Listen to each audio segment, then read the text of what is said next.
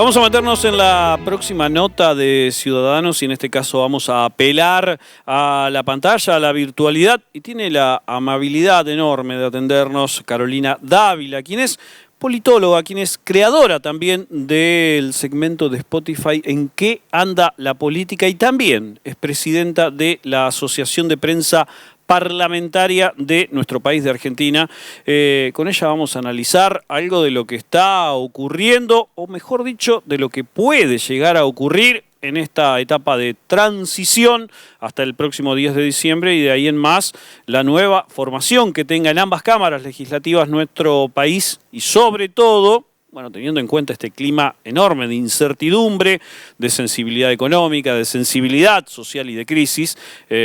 Con todos esos elementos vamos a preguntarle qué nos puede llegar a deparar el destino legislativamente hablando. Carolina, Sergio Ferreira es mi nombre, desde el programa Ciudadanos en la provincia de Santa Fe.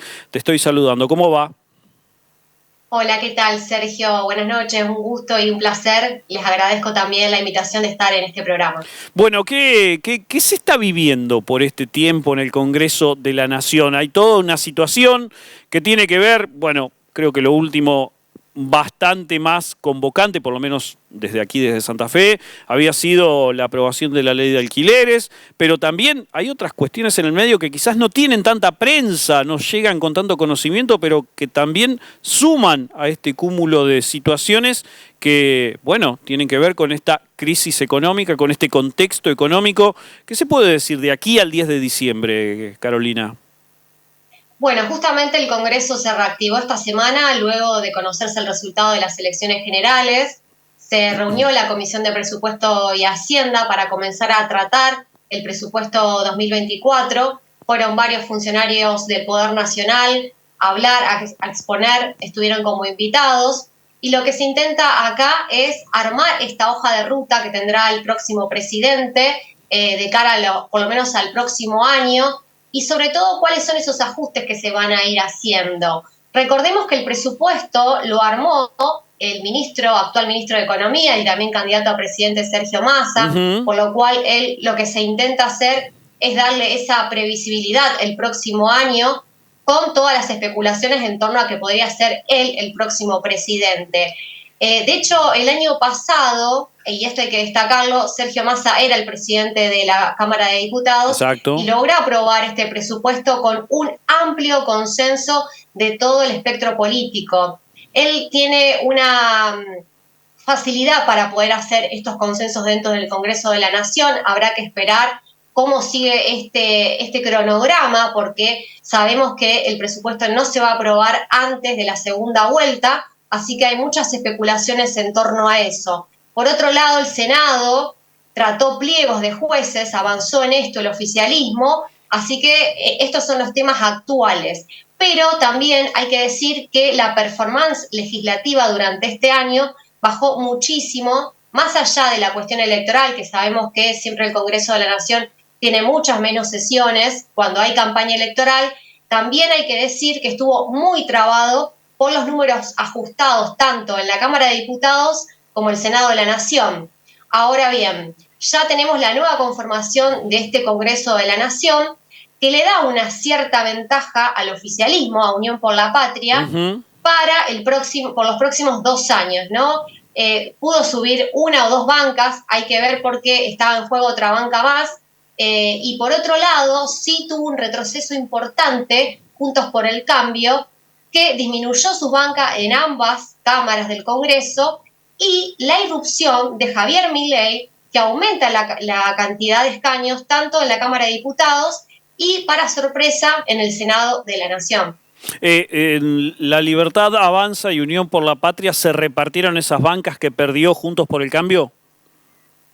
Mira, por un lado creo que la pérdida más importante que tuvo Juntos por el Cambio la pasó a tener la Libertad Avanza. Ajá. Creo que fue allí más que nada ese... ¿Por qué? Porque ellos además coinciden en el electorado, ¿no? Lo comparten en la cuestión ideológica. Entonces creo que ahí fue esta baja, y sobre todo también hay esto que decirlo, que Juntos por el Cambio no se esperaba salir tercero en las elecciones.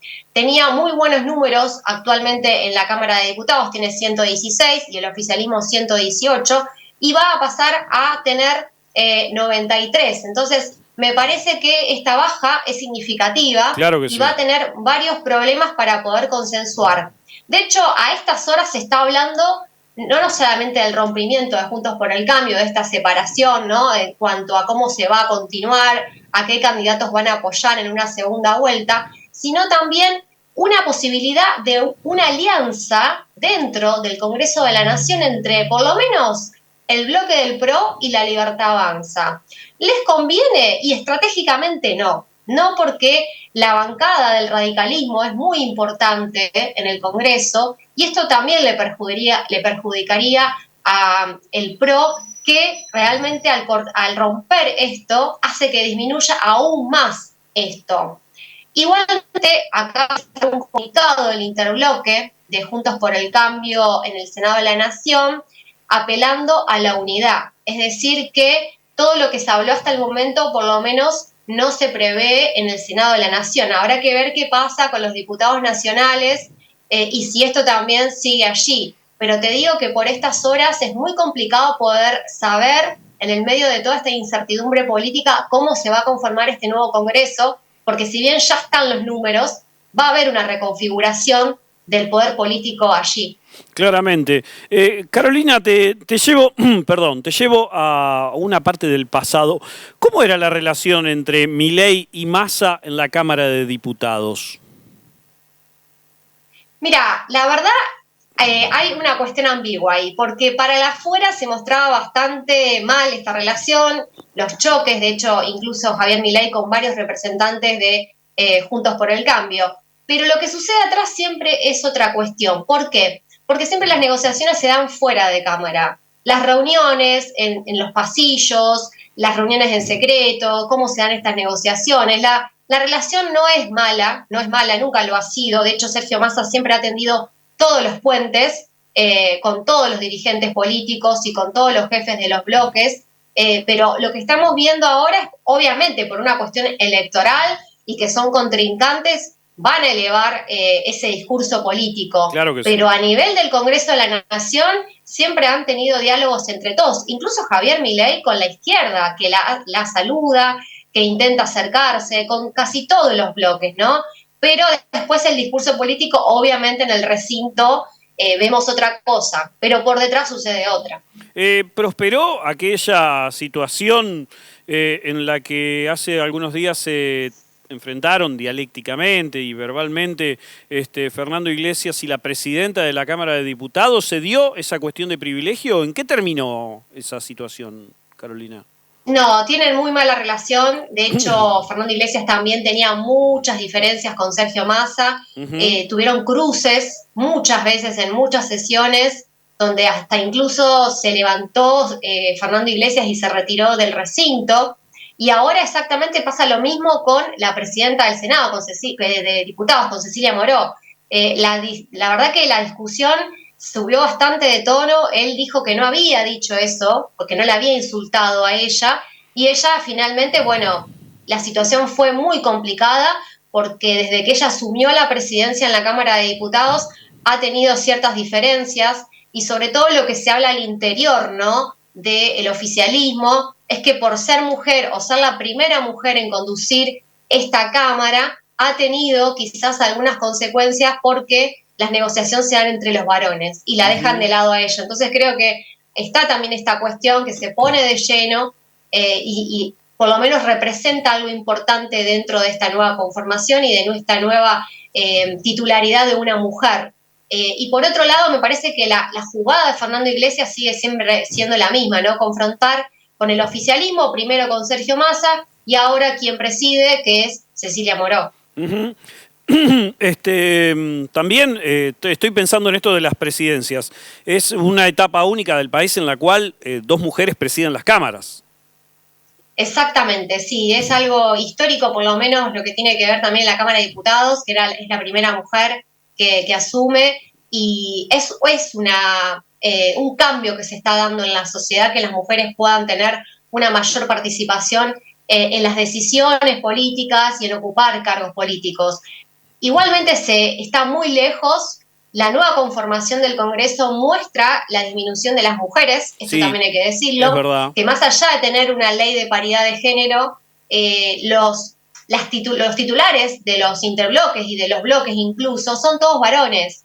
Y cuando uno va a las comisiones, también las comisiones más importantes que tratan temas económicos, impositivos, las presiden los varones. Y las mujeres se dedican a lo que son cuestiones de familia, de niñez, y esto se ve reflejado también los roles que cumplen cada uno, ¿no? La mujer y el varón dentro de la política. Se pone en jaque y se pone también en discusión esto que está sucediendo, pero vamos a ver un Congreso con menos mujeres y habrá que ver quiénes van a presidir.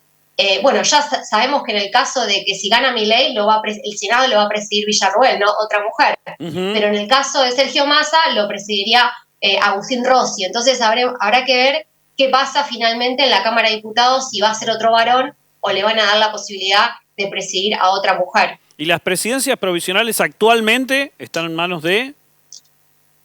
Sí, también de mujer, Ledesma Abdala de Zamora en el Senado de la Nación, y después en la Cámara de Diputados no, son todos varones en la lista que le sigue, y la verdad que esto también hace un poco de ruido, porque no es que hay un intercalo, ¿no?, entre mujer y hombre, sino es que son todos varones, por lo menos en la Cámara de Diputados. Sí, en el Senado está Cristina Fernández de Kirchner y Claudia Ledesma Abdala de Zamora, y también Carolina Lozada, que ella está como dentro de la línea sucesoria también como una de las primeras, que ocupó el cargo de Martín Lustó. Así que en el Senado sí hay mayor representación, por lo menos en lo que tiene que ver con la titularidad de la Cámara y a su vez con quienes le siguen. De aquí en adelante, sacando el tema presupuesto, ¿cuál puede llegar a ser el tema más convocante que se trate en el Congreso de la Nación, Carolina? Mira, no hay mucho tiempo, realmente. Había temas que estaban en tratativas, como la reducción de la jornada laboral, que había empezado a tratarse en las comisiones. Ajá. Hay muchos proyectos también que tenían que ver con la parte económica, pero está muy trabado. De hecho, el Senado tuvo 3 sesiones en lo que va del año. Y habrá que ver qué sucede después. Sí o sí la prioridad va a ser el presupuesto. Después, depende de quién asuma. Ya Javier Milei anunció que va a convocar a sesiones extraordinarias con su paquete de medidas, que veremos cuáles van a ser.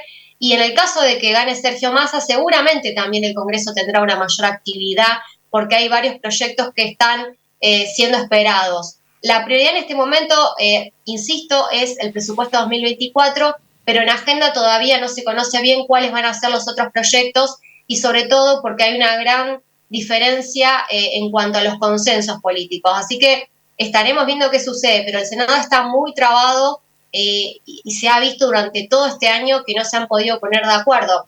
Y lo que le perjudicó al oficialismo es que a principios de año 4 legisladores oficialistas rompieron, y una de sus aliadas también, que es Alejandra Vigo, la cordobesa, y armaron un nuevo bloque, por lo cual hizo que el oficialismo se quedara con 31 senadores nada más. Y más allá de que ellos tienen 3 aliados, paralizó bastante el Senado de la Nación. Pero bueno, hasta el momento este es el tema principal. Veremos si después en agenda se incluyen otros que por ahí están vinculados más que nada a la cuestión de la economía. Sí, me imagino que sí, y como vos lo decías, bueno, de hecho, en los últimos días, la separata del presupuesto 2024, bueno, justamente trató algunos temas impositivos. Sí, efectivamente que son las exenciones en varias categorías, ¿no? Tanto del Poder Judicial, con algunas cuestiones de los empresarios. Y esto es lo que, ¿por qué se da esto? Primero, porque no es algo que se va a votar separado del presupuesto. Esto está incluido en el presupuesto, es un anexo, es un apartado que habla sobre el tema de los subsidios, de cómo se va a dar la recaudación fiscal. ¿Por qué?